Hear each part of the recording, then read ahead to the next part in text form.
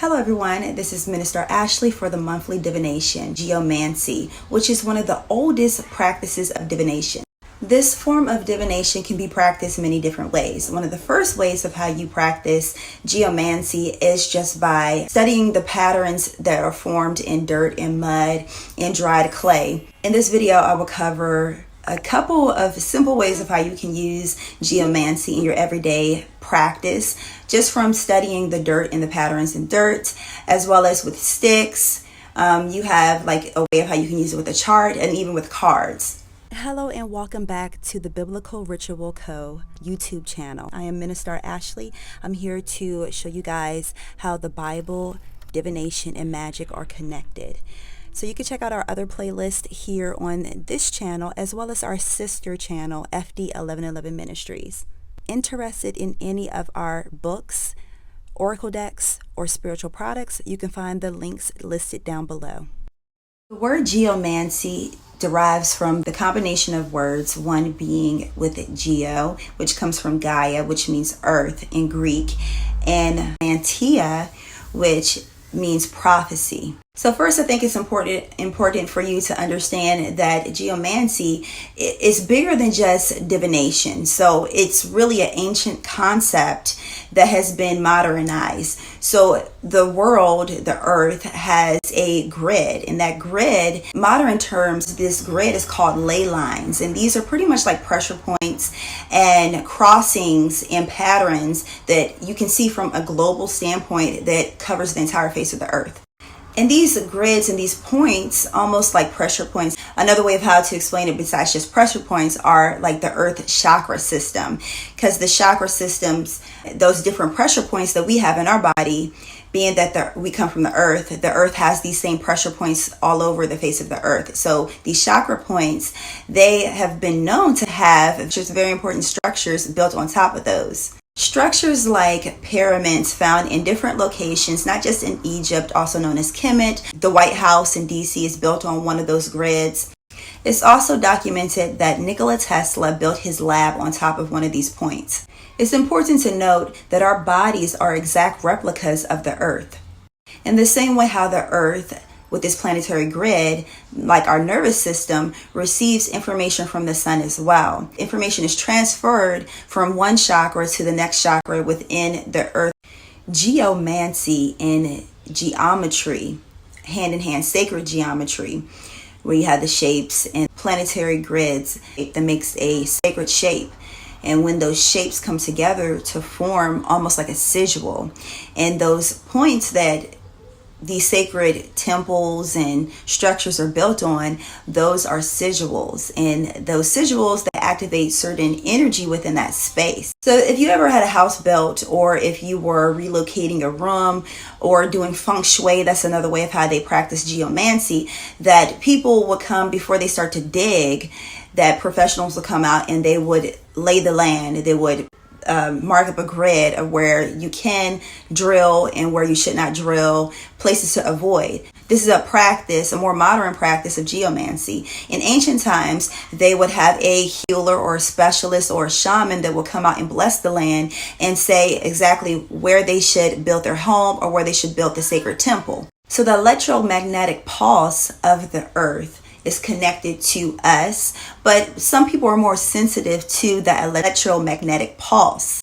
Another form of this practice is dowsing. Someone could take what they call it a plum drop, or either a pendulum, and they would take that pendulum and they would allow the pendulum to be moved by the current of the electromagnetic energy, or either sometimes even the water, because it will start to speed up if they're trying to find where water is located before they dig a well. Actually, the lucky practice of coin tossing is a form of geomancy, where a person would flip the coin up in the air, ask a question. If it lands on heads, then it is a yes. If it lands on tails, it is a no. Before this practice was made into a form of just divination, like how we can teach it to other people as a form of divination, besides dowsing, but just being able to read the patterns of the ground and the cracks that would form in the ground You had seers and prophets that will be able to read the patterns and interpret a message from God, Yahweh, their angels, their guides. In a way, farmers are geomancers. They need to know the condition of the soil. They need to know how to read the soil and what to plant during what season and what type of soil to plant a seed in. Some geomancers have the ability to help people that may have health conditions, or they may have energy that may be off in their home. Besides feng shui, there are geomancers that will come out and read the energy of where the room is set up, of where the house is set up, and to know if you should move your space around, if you should change or shift something in your home. Some geomancers have been known to predict earthquakes, tsunamis, and other hazardous weather conditions, saving hundreds of lives, if not thousands. Some modern day names for these types of geomancers would be meteorologists, there will be soil scientists, environmental scientists. Some forms of practices, they use 16 randomly drawn dots in sand or soil, and the process is virtually unchanged until this day. And with those random sketches of those dots and lines, they can form their prediction from them. Some other ways of how it's practiced is that the prophet or the seer would work themselves into a meditative state and randomly poke holes into the dirt or the sand, or draw the lines into the dirt and the sand, and then they would use a form of scrying to form a message from that. It could be a vision or either from those symbols. Some use geomancy cards as well as geomancy dices.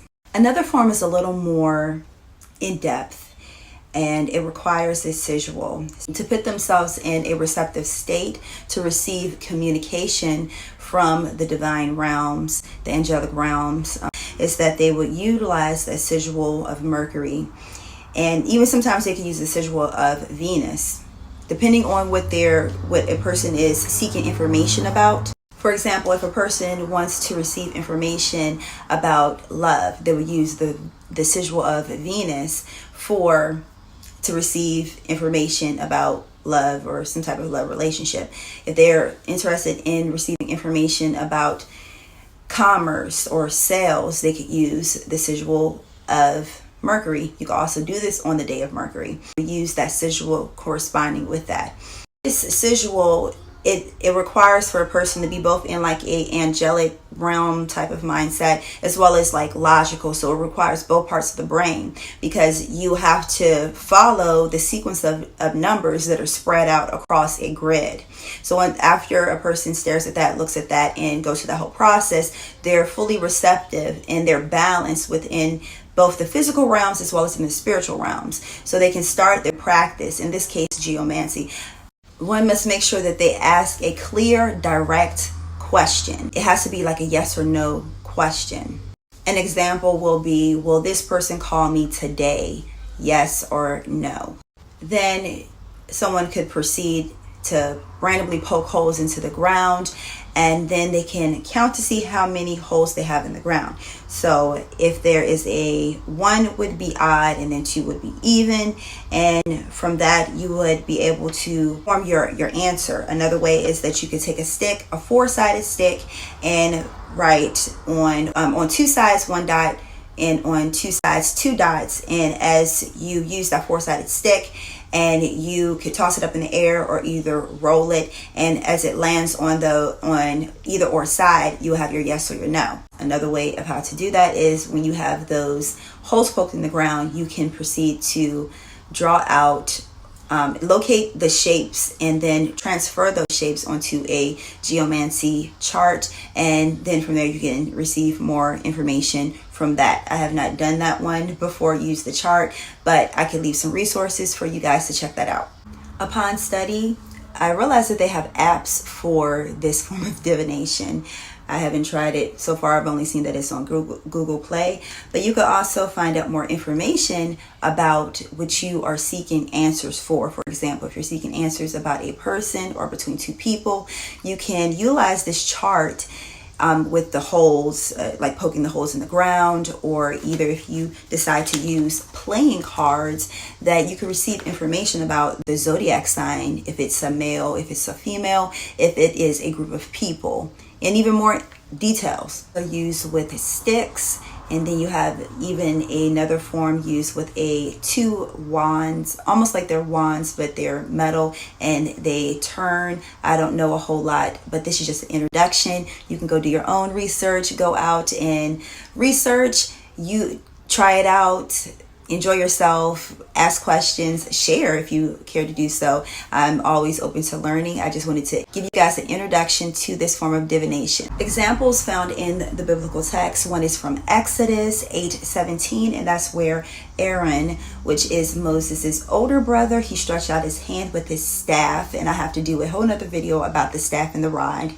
And he struck the dust and the ground and the nets and the people and the animals. That is a form of geomancy. Another example is from Jeremiah 17:13. "To turn away from you and will be written in the dust."